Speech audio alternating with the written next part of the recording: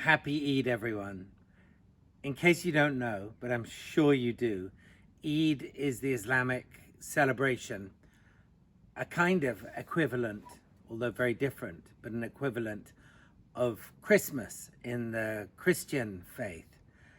It's a time when, throughout the Islamic world, from Morocco in the west, all the way through North Africa and Europe, of course, and Central Asia and the Levant, into the Far East, people are celebrating in a particular way.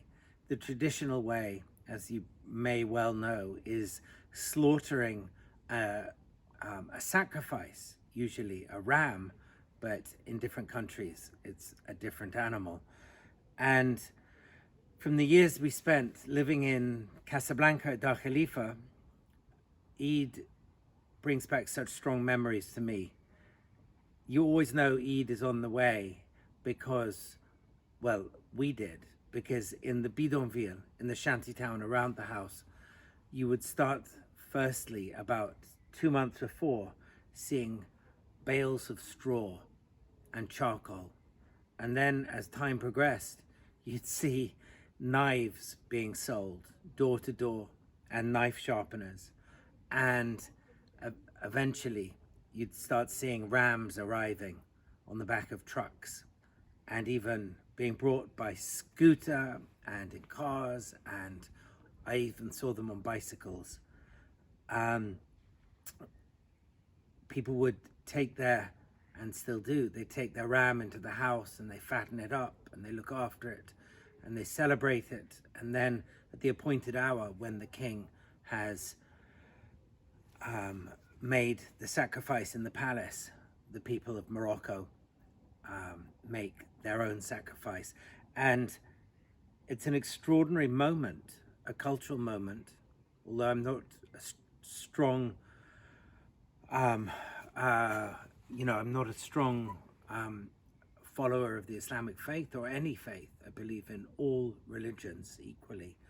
But there is a moment at which the entire kingdom of Morocco and other lands where Islam is the predominant faith, there is a moment when the entire country ceases. You have absolute stillness, absolute silence. It's almost as if the birds stop tweeting in the trees. It's almost as if a command has been called out and everybody is silent, in awe and in honor, I think, of the sacrifice. And then a few minutes later, you hear celebrations, and in the shantytown we would start smelling the kind of greasy, oily smoke of meat that has just been cut from the carcass. And sorry if that's too graphic, but it is really kind of an astounding cultural moment. And then you smell the smoke, and you begin to see parts of the ram, the sheep, roasting on braziers, and the children are often roasting the heads and the feet. And thinking about it now, it's something that to me is amazing, although I don't really take part in it.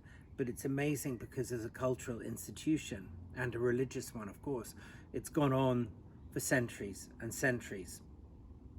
So today for me is always the day that the rams go to the happy hunting grounds, as my Aunt Amina would say, and people give thanks for all they have in life.